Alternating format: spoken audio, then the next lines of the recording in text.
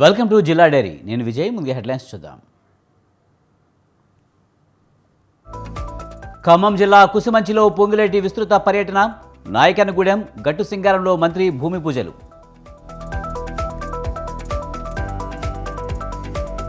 కుల కార్పొరేషన్ల ఏర్పాటు నిర్ణయంపై నీలం మధు హర్షం.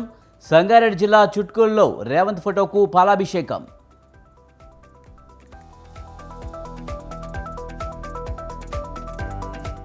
పెనుగొండలో శంకర్ నారాయణ దోపిడీ చేశారన్న సవిత. వలస పక్షులు వస్తాయని తాను లోకల్ అన్న టీడీపీ అభ్యర్థి.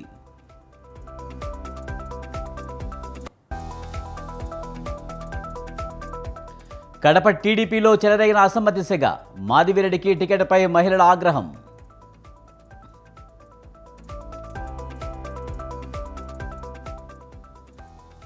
ఉట్నూరులో ఐటీడీఏ ఆధ్వర్యంలో మెగా జాబ్ మేళా. జాబ్ మేళాలో పాల్గొన్న 20 ఎంఎన్సీ కంపెనీలు.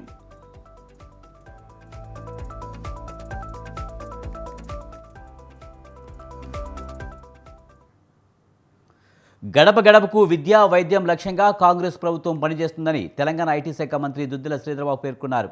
పెద్దపల్లి జిల్లా గోదావరి ఖని జనరల్ ఆసుపత్రిలో 142 కోట్ల రూపాయలతో 350 పడకల అదనపు ఆసుపత్రి భవన నిర్మాణానికి మంత్రి భూమి పూజ చేశారు. ప్రతి పేదవాడికి ఉచిత వైద్యం అందేలా రాజీవ్ ఆరోగ్యశ్రీ పథకాన్ని 5 లక్షల నుంచి 10 లక్షలకు పెంచామన్నారు. ఆధార్ కార్డు మాదిరిగా ప్రతి ఒక్కరికి హెల్త్ ప్రొఫైల్ ఏర్పాటును పరిశీలిస్తున్నట్లు శ్రీధర్బాబు తెలిపారు.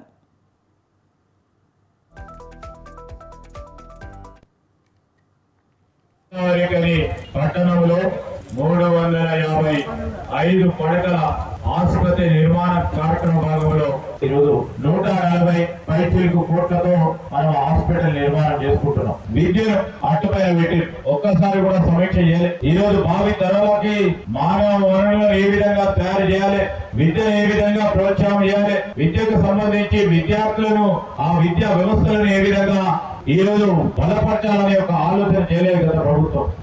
అన్నింటిని కూడా దృష్టిలో పెట్టుకుని ఈ రోజు పేరుకు మీరు మరి శాంక్షన్లు ఇచ్చినప్పటికీ పూర్తి స్థాయిలో దాని నిర్మాణంలో మేము మా బేసిజాలు లేకుండా ఎక్కడైతే మంచి పనులు జరుగుతా ఉన్నాయో, గత ప్రభుత్వం తీసుకున్న మంచి నిర్ణయాలు ఏవైతున్నాయో ఆ నిర్ణయాలను ఎప్పుడు కూడా మనం అడ్డుకోవాలి. గోదావరి ఖమ్మం జిల్లా పాలేరు నియోజకవర్గంలోని కుసుమంచి మండలంలో రెవెన్యూ శాఖ మంత్రి పొంగిరెడ్డి శ్రీనివాసరెడ్డి విస్తృతంగా పర్యటించారు. నాయకనగూడెం, గట్టు సింగారం, చేగమ్మ గ్రామాల్లో పలు అభివృద్ధి పనులకు ఆయన శంకుస్థాపనలు చేశారు. గ్రామాల అభివృద్ధి లక్ష్యంగా కాంగ్రెస్ ప్రభుత్వం పనిచేస్తుందని మంత్రి అన్నారు. ఇచ్చిన హామీలు నెరవేరుస్తామని తెలిపారు. ప్రజలు తమ సమస్యలను పొంగిరెడ్డి దృష్టికి తీసుకువెళ్లారు. వాటిని పరిష్కరిస్తామని శ్రీనివాసరెడ్డి చెప్పారు.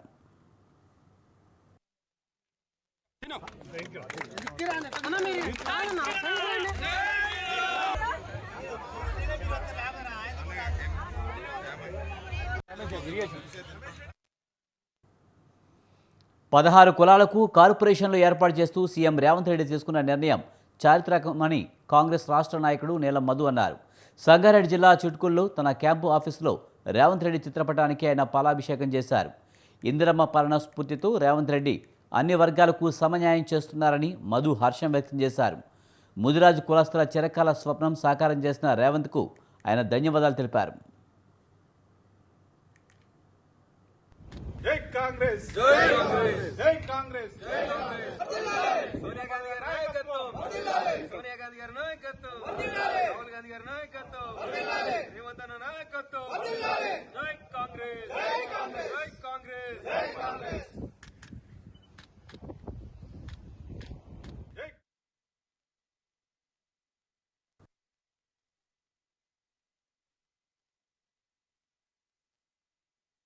గ్యారెంటీలు పెట్టిరో 6 గ్యారెంటీలు నెరవేరుస్తూ అట్లనే బీసీ కులగణాంకాలకు కూడా తీర్మానం చేసిన రాష్ట్ర ప్రభుత్వం. అదొకటే కాకుండా 16 కార్పొరేషన్లు బీసీ, ఎస్సీ, ఎస్టీ, అదేవిధంగా రెడ్డి అన్ని కార్పొరేషన్లు ఏర్పాటు చేసినందుకు కూడా ఇంద్రమ్మ పాలన, ప్రజా పాలనకు కూడా మేమందరం కూడా కృతజ్ఞతలు తెలియజేస్తున్నాం అన్న. అట్లనే కాంగ్రెస్ పార్టీలో జాయిన్ అయ్యే రోజు కూడా దీపాదాస్ మేడం గారితో కూడా మాట్లాడిన రోజు ఆ రోజు ఒకటి కోరుకున్నుంటే, అమ్మ ఈ రోజు బీసీల్లో అందరం ఉన్నాం, ఈ బీసీలలో అత్యధిక శాతం ఉన్న ముదిరాజులకు కూడా ఒక కార్పొరేషన్ ఏర్పాటు చేయాలమ్మా మేము జాయిన్ అయిన రోజే అడిగినట్టు మేడం కూడా సానుకూలంగా స్పందించి రాష్ట్ర ప్రభుత్వం దృష్టికి తీసుకొని ముదిరాజు కార్పొరేషన్ ఏర్పాటు చేసినందుకు కూడా ముదిరాజు జాతుల తరఫున కూడా నేను కృతజ్ఞతలు తెలియజేస్తున్నా. మేనిఫెస్టో మహిళల దాడిలో గాయపడ్డ వెంగళరావు నగర్ కార్పొరేటర్ దేదీప్యను జూబ్లీహిల్స్ ఎమ్మెల్యే గోపీనాథ్, మాజీ ఎమ్మెల్యే విష్ణువర్ధన్ పరామర్శించారు. దేదీప్యపై దాడిని కార్పొరేటర్లు మన్నె కవిత, వనం సంగీత యాదవ్ ఖండించారు. దేదీప్యపై దాడి హేయమైన చర్య అని గోపీనాథ్ అన్నారు. మహిళలను రోడ్ల మీద తిరగనిచ్చే పరిస్థితి లేదన్నారు. దాడులకు దిగుతున్న కాంగ్రెస్ మహిళలపై సీఎం రేవంత్ రెడ్డి కఠిన చర్యలు తీసుకోవాలని డిమాండ్ చేశారు. ఇలాంటి సంఘటనలతో హైదరాబాద్ బ్రాండ్ ఇమేజ్ దెబ్బతింటుందని మాగంటి అన్నారు.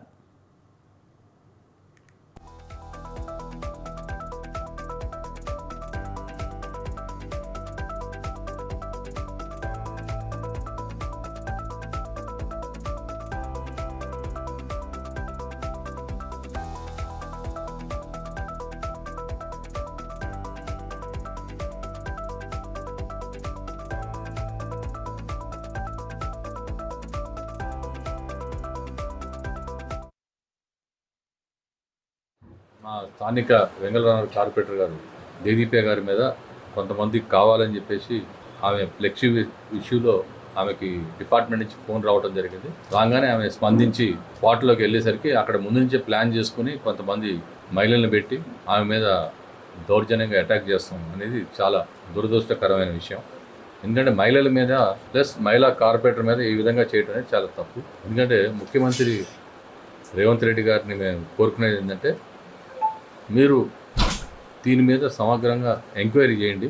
మా కాన్స్టిట్యున్సీలో గతంలో ఎవరు కూడా బయటి ఇట్లాంటి కార్యక్రమాలకి మేము ఎంకరేజ్ చేయలేదు. మా ప్రభుత్వం బీఆర్ఎస్ ప్రభుత్వం ఎప్పుడు కూడా ఇట్లాంటి వాళ్ళని ఎంకరేజ్ చేయలేదు. ఎక్కడికెక్కడ మేము 10 yearsలో ఇట్లాంటి ఎప్పుడు కూడా మహిళల మీద కానీ కార్పొరేటర్ల మీద కానీ ఇట్లాంటి సంఘటన జరగలేదు. ఒక చిన్న సంఘటనలు జరిగినా కానీ ఇమీడియట్లీ మేము వాళ్ళని చర్య తీసుకోమని చెప్పడం జరిగింది. ఇట్లాంటి పనులు ఎవరు చేసినా కానీ ఇమీడియట్లీ వాళ్ళని రిమాండ్ పంపిస్తాం, జైలుకి పంపిస్తాం కూడా జరిగింది గతంలో. డిఆర్ఎఫ్ టీంతో మాట్లాడుతుంటే అప్పుడే ఒక అమ్మాయి వచ్చింది, భావన అని. బయటికి నవీన్ యాదవ్ ఆఫీస్ బయటే ఇష్యూ జరిగింది. అంటే భావన అని ఒక అమ్మాయి బయటకు వచ్చి నేను నవీన్ యాదవ్ ఫాలోవర్ని, కాంగ్రెస్ పార్టీ మీకు ఏం ప్రాబ్లం వచ్చింది కట్అవుట్తో అని అడిగింది. నేను అన్న ఈ కట్అవుట్ ఒకటి ప్రాబ్లం కాదమ్మా, డిఆర్ఎఫ్ టీం వాళ్ళు వాళ్ళ డ్యూటీ వాళ్ళు చేసుకుంటున్నారు. మీ పార్టీ కాదు, మా పార్టీ కాదు, అన్ని బ్యానర్లు వాళ్ళు తీసేస్తారు. ప్రోగ్రామ్ అయిన 1 weekకో 10 daysకో జిహెచ్ఎంసీ బ్యానర్స్ తీసేస్తుంది. అది వాళ్ళ డ్యూటీని ఇంటరప్ట్ చేయడం కాదు. అక్కడికి వెళ్ళేసరికి సినారియో డిఫరెంట్గా ఉంది. ఒక 40-50 మంది, వెంకట్ యాదవ్ బయటే నుంచి 40-50 మందితో నుంచుని ఉన్నాడు. డిఆర్ఎఫ్ టీంతో ఆర్గ్యుమెంట్ చేస్తూ ఉన్నాడు. నేను వాళ్ళని స్టాఫ్ని పదండి మనం పోలీస్ కంప్లైంట్ ఇద్దామని చెప్పి నేను వాళ్ళతో మాట్లాడుతుంటే ఈలోపు ఆ అమ్మాయి వచ్చి కొంచెం అగ్రెసివ్గా బిహేవ్ చేసి, ఇప్పుడు మీరు తీస్తే మేము రేపు ఇంకొకటి పెడతాము, మీరు ఏం ఆపుతారు, ఇది మా అధికారము, మా అధికారం నడుస్తుంది, మేము కాంగ్రెస్ రూలింగ్ గవర్నమెంట్ నడుస్తుంది, మీరు ఏం చేయగలరు అన్నట్టు అమ్మాయి చాలా అగ్రెసివ్గా మాట్లాడడం స్టార్ట్ చేసింది. ఇమీడియట్గా అమ్మాయి నా పైన అటాక్ చేసి కొట్టి నన్ను బయటకు లాగడానికి ట్రై చేసి కంప్లీట్గా చీరలు బ్లౌజ్ మొత్తం తీసేసి లాగేసి ఎంత దారుణంగా బిహేవ్ చేశారంటే, ఎంత హింసాత్మకంగా బిహేవ్ చేశారు.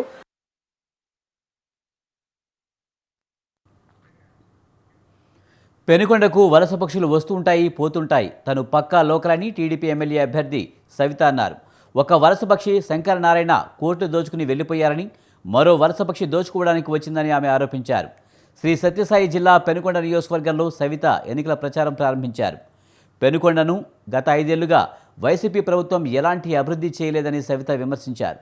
ప్రచారానికి వస్తున్న తనకు గ్రామీణులు బ్రహ్మరథం పడుతున్నారని సవిత తెలిపారు. ఈరోజు ఆనవాయితీ ప్రకారం గతంలో నుంచి మా తండ్రి గారు కావచ్చు, పరిటాల రవీంద్ర గారు కావచ్చు, సునీతమ్మ పార్థసారథి గారు కావచ్చు, ఎప్పుడు మేము ప్రచారం మొదలుపెట్టినా మునుమడుగు గ్రామం నుంచి మొదలు పెడతాం.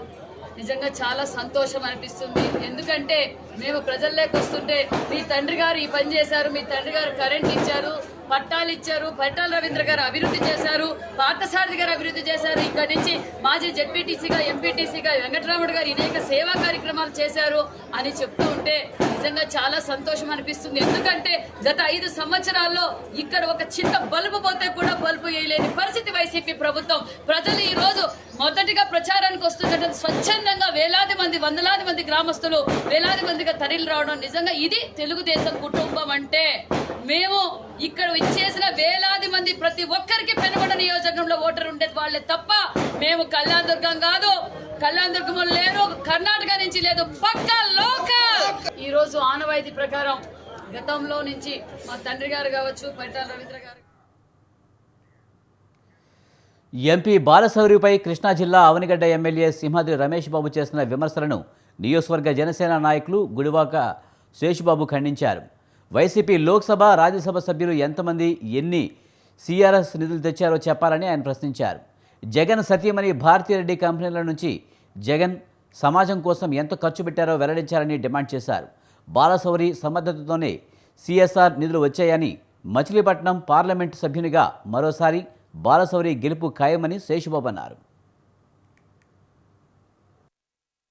ప్రజలు బందరు పార్లమెంటు పరిధిలో ఉన్నటువంటి ప్రజలందరూ కూడా బాలశౌరి గారిని ఈ రోజు గుండెల్లో పెట్టుకుని చూసుకుంటా ఉన్నారు. దిగువ చెరువులు పూడ్చే విషయంలో గానీ ఈ రోజు కూడా ఏదైనా సరే అవసరం ఉందని చెప్తే వెంటనే ఆయన స్పందించే గుణంగానే అది మీ అందరిలో ఎవరికి లేదు. కాబట్టి తప్పకుండా బందరు పార్లమెంటు పరిధిలో బాలశౌరి గారు చేసే అభివృద్ధి కార్యక్రమాల విషయంలో వేలు పెట్టి మీరు చూపించాలని చూస్తే తప్పకుండా మీ వైపు 4 వేళ్లు చూపిస్తా ఉంటాయి. మాలాంటి వాళ్ళు మాట్లాడటానికి బయటకు వస్తానే ఉంటాము. మీ సీఎం జగన్మోహన్ రెడ్డి గారు కూడా అనేక కంపెనీలు ఉన్నాయి, డొల్ల కంపెనీలు. ఎప్పుడైనా ఎక్కడైనా మనం చూసామా ఒక్క చోటన్నా ఇదిగో సీఎం గారి కంపెనీ, సీఎం గారి సతీమణి గారి కంపెనీ, ఈ కంపెనీ లాభాల్లో నుంచి ఈ ₹1 తీసుకొచ్చి ఇదిగో ఈ పలానా చోట ఖర్చు పెట్టాం, ఈ నియోజకవర్గ అభివృద్ధికి ఉపయోగించాం, పలానా కమ్యూనిటీకి ఉపయోగించాం, పలానా సంస్థకు ఉపయోగించాం, పలానా పేదవాళ్ళకు ఉపయోగించాం అని చెప్పుకోవడానికి ఒక్క పదమన్నా ఉందా?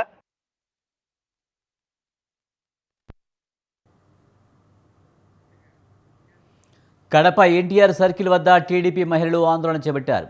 కడప టీడీపీ ఇన్ఛార్జ్ మాధవిరెడ్డి, జిల్లా అధ్యక్షులు శ్రీనివాసరెడ్డికి వ్యతిరేకంగా వారి నినాదాలు చేశారు.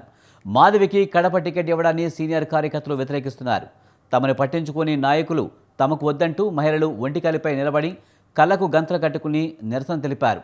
నాన్ లోకల్ లీడర్లు వద్దని, లోకల్ లీడర్లు నాయకత్వం కావాలని మహిళలు నినాదాలు చేశారు.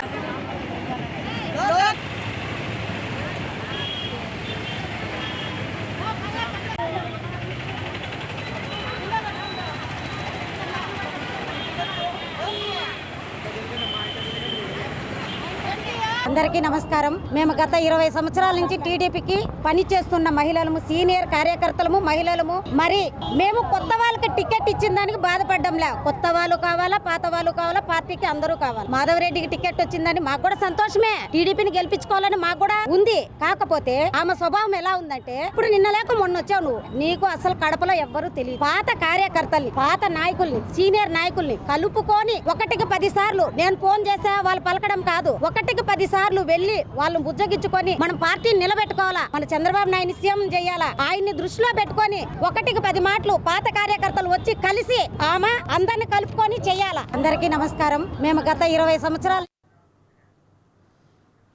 భారతీయులంతా గర్వంగా తల ఎత్తుకునేలా అయోధ్య బాలరాముని ప్రతిష్ఠ జరిగిందని శివస్వామి అన్నారు. దీంతో హిందువులంతా ఏకతాటిపై ఉన్నట్లు చాటి చెప్పామని చెప్పారు. విజయవాడ ఇంద్రకీలాద్రిపై దుర్గమ్మవారిని శివస్వామి దర్శించుకున్నారు. దుష్ట దాష్టికం పెరిగిపోయిందని, దీన్ని పూర్తిగా నిర్మూలించాలంటే ఏపీలో ధర్మ ప్రభుత్వం ఏర్పాటు చేయాలని ప్రజలను శివస్వామి కోరారు. ఏపీలో మద్యం వల్ల ఎన్నో కుటుంబాలు నాశనమవుతున్నాయన్నారు. పొత్తులో ఉన్న బీజేపీ, టీడీపీ, జనసేన పార్టీలు సమన్యాయం పాటించాలని చెప్పారు. రుద్రాయ నమః, కాలాయ నమః, కలవికరణాయ నమో, బలవికరణాయ నమో, బలాయ నమో, బలప్రమదనాయ నమః. సమస్తే అస్తు రుద్రాయ పురుషాయ విద్మహే మహాదేవాయ ధీమహి తన్నో రుద్రః ప్రచోదయాత్.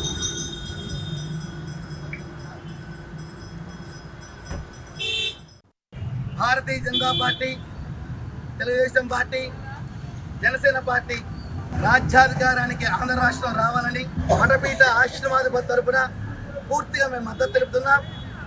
ఈ రోజున ఆంధ్ర రాష్ట్రంలో 200 కొండల మీద సిరువులు ఏర్పాటు చేశారు. 25,000 చర్చలు కొత్తగా ప్రారంభమైనాయి. మతరాజ్యంగా, మత ప్రభుత్వంగా ముందుకు వెళ్ళింది. దీన్ని పూర్తిగా మేము ఖండిస్తాం. సమన్యాయం, అటు ముస్లిం కానివ్వండి, క్రిస్టియన్ కానివ్వండి, హిందువులు కానివ్వండి, సమన్యాయాన్ని పాటించమని మేము కోరుతున్నాం. ఈ 3 ఉమ్మడి పార్టీలు కలిసి ఆ సమన్యాయం పాటిస్తుందని మేము పూర్తిగా విశ్వసిస్తున్నాం. కావున 50 మంది ప్రజలు కూడా ఈ అభ్యర్థులు గెలిపించి విజయ సంగ్రామాన్ని పూరించడానికి ఈ విజయ సంగ్రామ యాత్రను మేము ప్రారంభిస్తున్నాం. అధికారంలోకి వస్తే యువతకు బ్యాంక్ లోన్లు ఇప్పిస్తానని చంద్రబాబు హామీ ఇస్తున్నారన్నారు ఎంపీ మార్గాని భారత్. జగన్ అమలు చేస్తున్న విదేశీ విద్య సహా పథకాలు రద్దు చేసి చంద్రబాబు బ్యాంక్ లోన్లు ఇప్పిస్తారంటూ ప్రశ్నించారు. బ్యాంకులలో తీసుకుని యువతను అప్పుల పాలు చేస్తారంటూ నిలదీశారు. చంద్రబాబు మాటల్లో మర్మమేంటని యువత తెలుసుకోవాలని సూచించారు. 2014లో జాబు రావాలంటే బాబు రావాలని ప్రచారం చేశారన్నారు. 2000 నిరుద్యోగ భృతి ఇస్తానని గతంలో హామీ ఇచ్చి విస్మరించారని తెలిపారు. చంద్రబాబు నాయుడు గారు తెలుగుదేశం పార్టీ అధినేత. ఆయన మాట్లాడే మాటలు ఇప్పుడు కళలకు రెక్కలు అని చెప్పి యువత గురించి ఉద్దేశిస్తూ మాట్లాడుతూ ఉంది. ఒకటి, ఆయన చెప్పిన మాటల్లో ఎంత ఆశ్చర్యకరం ఉందనంటే, ఆయన యువత అందరికీ కూడా బ్యాంక్ లోన్లు ఇప్పిస్తాను చదువుకోవడానికి అని చెప్తా ఉన్నాడు. అంటే బ్యాంక్ లోన్ ఇప్పించడం అంటే దానికి అర్థం ఏంటండి? అంటే ఇప్పుడు జగనన్న ఇచ్చే అమ్మఒడి, జగనన్న ఇచ్చే విద్యా దీవెన, జగనన్న ఇచ్చే వసతి దీవెన, ఇప్పుడు జగనన్న ఇచ్చే విదేశీ విద్య, ఈ పథకాలన్నీ రద్దు చేసి అంటే బ్యాంక్ లోన్లు ఇప్పిస్తాడా? నాకు అర్థం కాలేదు. ఆయన మాట్లాడింది ఎంత ఆశ్చర్యకరం అనిపించిందంటే, ఇప్పుడు ముఖ్యమంత్రి గారు కొన్ని యూనివర్సిటీల్లో మాత్రమే విదేశీ విద్య ఇస్తున్నాడు, మేము అన్ని యూనివర్సిటీల్లోనూ బ్యాంక్ లోన్ ఇప్పిస్తామని చెప్తా ఉన్నాడు నారా చంద్రబాబు నాయుడు గారు, తెలుగుదేశం పార్టీ అధినేత. ఆయన మాట్లాడే మాటలు ఇప్పుడు రాష్ట్రంలో రాక్షస పాలన కొనసాగుతుందని అన్నారు తెలుగు యువనేత రవినాయుడు. యువ కళ నా కళ అని సీఎం జగన్ చెప్పుకుంటారని, రాష్ట్రంలో యువత కోసం ఏం చేశారని ఆయన ప్రశ్నించారు. ఎన్నికలకు ముందు డిఎస్సి తీసుకువచ్చిన ఘనత ఆయనకే దక్కిందని అన్నారు. జగన్ ప్రజలను మోసం చేయడమే ఆయన కళని విమర్శించారు. మరోవైపు గీతాంజలి ఆత్మహత్య వ్యవహారంపై అధికార వైసీపీ దుష్ప్రచారం చేస్తుందని ఆయన మండిపడ్డారు. లేసినట్టున్నాడు కుంభకర్ణుడు కదా. కుంభకర్ణుడు ఏం చేస్తాడంటే తింటాడు, పడుకుంటాడు. కానీ ఈ జగన్మోహన్ రెడ్డి లిక్కర్ లో, శాండ్ లో, మైన్స్ లో జనాల రక్తాన్ని వసూలు రూపంలో వసూలు చేసుకొని సాయంత్రం లెక్క కట్టుకొని తెల్లతో మళ్ళీ నిద్రలేస్తాడు. ఇది జగన్మోహన్ రెడ్డి. ఈయన ఇప్పుడు కొత్తగా కలగంటున్నాడు. ఆడ చూడు, ఏ ఊర్లో చూడు, యువత కళ నా కళ. ఆయన చెప్తా ఉండేది కొన్ని కోట్లు ఖర్చు పెట్టి యువత కళ ఆయన కళ అంట. అసలు జగన్మోహన్ రెడ్డి అసలు నువ్వు ఎట్ట వేసుకున్నావా ఈ మొహం? నువ్వేంటి నువ్వు ఆ కళ ఏంటి?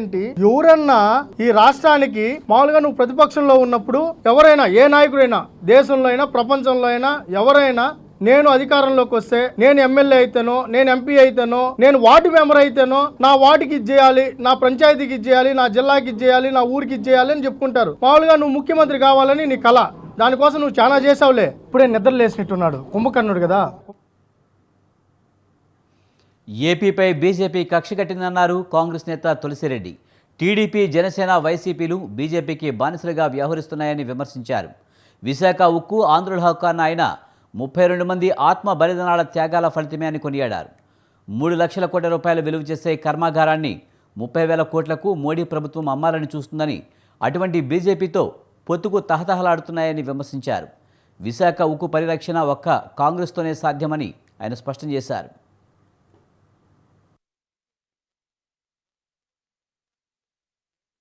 నరేంద్ర మోడీ గారి నాయకత్వంలోని బీజేపీ ప్రభుత్వం ఆంధ్రప్రదేశ్ మీద కచ్చ కట్టింది.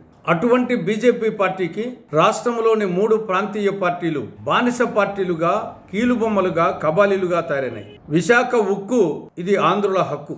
కాంగ్రెస్ పార్టీ విశాఖ ఉక్కును కర్మాగారాన్ని స్థాపిస్తే దాన్ని బీజేపీ ప్రభుత్వం అమ్మాలని చూస్తూ ఉంది. అటువంటి బీజేపీ పార్టీకి రాష్ట్రంలోని 3 ప్రాంతీయ పార్టీలు దాసోహమంటున్నాయి. నరేంద్ర మోడీ స్టాండ్ అంటే స్టాండ్, సిట్ అంటే సిట్ అనే విధంగా ఈ బానిస పార్టీలు తయారైనాయి. ఈ నెల 15వ తారీఖున విశాఖ ఉక్కు పరిరక్షణ కోసం కాంగ్రెస్ పార్టీ ఆధ్వర్యంలో విశాఖలో ఒక బ్రహ్మాండమైన బహిరంగ సభ జరుగుతూ ఉంది. ఈ బహిరంగ సభకు ఆంధ్రప్రదేశ్ కాంగ్రెస్ కమిటీ అధ్యక్షురాలు శ్రీమతి వైఎస్ షర్మిలారెడ్డి గారు, తెలంగాణ ముఖ్యమంత్రి గౌరవనీయులు రేవంత్ రెడ్డి గారు, మిగతా కాంగ్రెస్ పార్టీ సీనియర్ నాయకులందరూ ఈ యొక్క బహిరంగ సభలో పాల్గొంటారు. కేంద్రంలో నరేంద్ర మోడీ గారి నాయకత్వం. గతంలో నల్ల చట్టాలను ఉపసంహరించుకున్న బీజేపీ మళ్లీ అవే చట్టాలను తెరపైకి తెచ్చిందంటూ మోదీ సర్కార్పై ఫైర్ అయ్యారు సిపిఐ రాష్ట్ర కార్యదర్శి రామకృష్ణ. బీజేపీ తీరుకు వ్యతిరేకంగా గురువారం దేశవ్యాప్తంగా రైతులు, కార్మికులు పెద్ద ఎత్తున ఆందోళన చేరున్నారని, వారికి సిపిఐ సంపూర్ణ మద్దతునిస్తుందని తెలిపారు. రైతుల ప్రధాన డిమాండ్ అయిన స్వామినాథన్ కమిషన్ సిఫార్సులు అమలు చేయాలన్నారు. సిఐఏని తెచ్చి మత విద్వేషాలు రెచ్చగొట్టి హిందువుల ద్వారా లబ్ధి పొందేందుకు మత రాజకీయం చేస్తున్నారని ఆయన మండిపడ్డారు. వ్యాప్తంగా రైతు సంఘాలు, కార్మిక సంఘాలు భారీ ఎత్తున పోరాటానికి సిద్ధమవుతూ ఉన్నాయి. రేపు 14వ తేదీ దేశవ్యాప్తంగా రైతు సంఘాల సమన్వయ సమితి ఆధ్వర్యంలో లక్షలాది మంది రైతులు ఈ పోరాటంలో పాల్గొంటూ ఉన్నారు. నరేంద్ర మోడీ ప్రభుత్వం 10 ఏళ్లుగా రైతులకు పదే అన్యాయం చేస్తూ వస్తూ ఉంది. పైగా గతంలో నల్ల చట్టాలు తెచ్చి వారు రైతాంగాన్ని కూడా దివాళా తీయించడానికి ప్రయత్నించిన సందర్భంలో సంవత్సర కాలంగా సుదీర్ఘ పోరాటం చేశారు. ఉత్తరప్రదేశ్ రాష్ట్ర అసెంబ్లీ ఎన్నికలను దృష్టిలో ఉంచుకొని ఆ చట్టాలను ఉపసంహరించుకుంటామని రైతులకు క్షమాపణ కూడా చెప్పాడు ప్రధానమంత్రి గారు. కానీ వాళ్ళ పరోక్షంగా మళ్ళీ అదే చట్టాలను అమలు చేయడానికి ఒకవైపు ప్రయత్నం చేస్తూ ఉన్నారు. ఇవాళ రైతులు కోరుతున్న ప్రధానమైన 2 డిమాండ్లు ఏమంటే, ఒకటి డాక్టర్ ఎంఎస్ స్వామినాథన్ సిఫార్సుల మేరకు పంటలకు మద్దతు ధరలు వారి యొక్క ఉత్పత్తి ఖర్చుకు 50% జోడించి ఇవ్వాలని చెప్పి కోరుతూ ఉన్నారు. అదేవిధంగా దేశవ్యాప్తంగా రైతుల పంట రుణాలన్నీ కూడా మాఫీ చేయాలని చెప్పి కూడా డిమాండ్ చేస్తూ ఉన్నారు. దేశవ్యాప్తంగా రైతు సంఘాలు, కార్మిక సంఘాలు భారీ ఎత్తున పోరాటానికి సిద్ధమవుతూ ఉన్నాయి. జనసేన అధినేత పవన్ కళ్యాణ్కు భీమవరం ఎమ్మెల్యే గ్రంథి శ్రీనివాస్ స్ట్రాంగ్ కౌంటర్ ఇచ్చారు. పవన్ కళ్యాణ్కు మతిస్థిమితం లేకుండా మాట్లాడుతున్నారని, ఆయనను ఎర్రగడ్డ పిచ్చాసుపత్రిలో చూపించాలన్నారు. పవన్ కళ్యాణ్ అడిగితే భీమవరంలో తన పేరున ఉన్న 9 ఎకరాలలో స్థలం ఇచ్చేవానని అన్నారు. పక్కనుండే కాపు నాయకులు ఎందుకు ఆయనకు దూరంగా ఉంటున్నారో పవన్ కళ్యాణ్ సమాధానం చెప్పాలన్నారు. పవన్ కళ్యాణ్ సొంత అన్న నాగబాబుకు కూడా అన్యాయం చేశారని ఆరోపించారు. చిరంజీవి సౌమ్యుడని, ప్రజారాజ్యం పార్టీలో 18 సీట్లు గెలిచి 80 లక్షల ఓటు తెచ్చుకున్నారని కొనియాడారు. తాను రౌడీ ఎమ్మెల్యే అయితే ఒక క్రిమినల్ కేసు అయినా ఉందా అని ప్రశ్నించారు గ్రంథి శ్రీనివాస్.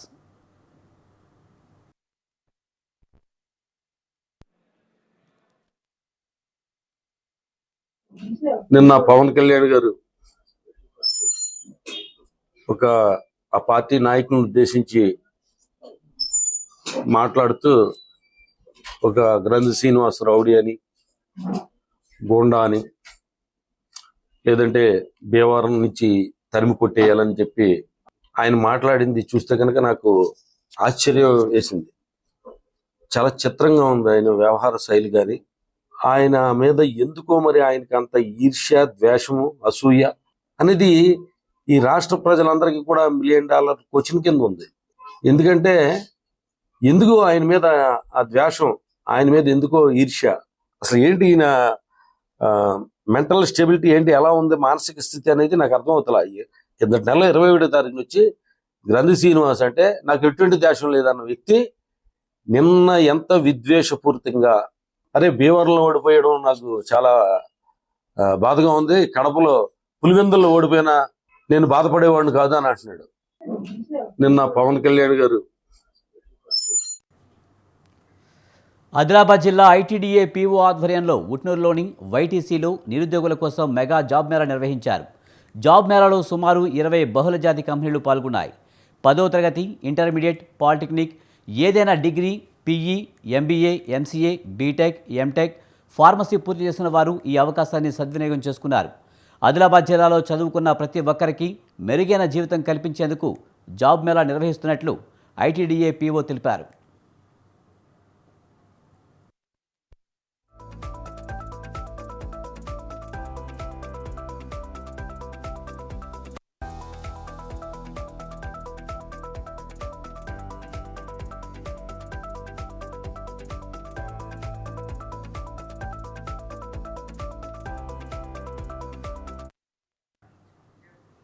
తెలంగాణ ముఖ్యమంత్రి రేవంత్ రెడ్డికి వరంగల్లో కాంగ్రెస్ పార్టీ నాయకులు, కార్యకర్తలు పాలాభిషేకం చేశారు. రాష్ట్రంలో 16 కులాలకు కార్పొరేషన్ల ఏర్పాటుకు నిర్ణయం చేయడంపై వారు హర్షం వ్యక్తం చేశారు. అన్ని వర్గాలను అభివృద్ధి చేయడమే లక్ష్యంగా సీఎం రేవంత్ రెడ్డి ముందుకు వెళ్తున్నారని కితాబునిచ్చారు. జీడబ్ల్యూఎంసీ 3వ డివిజన్ కాంగ్రెస్ నేతలు బుద్దే పెద్దన్న, జన్ను అనిల్ నిర్వహించిన పాలాభిషేకంలో పలువురు పాల్గొన్నారు.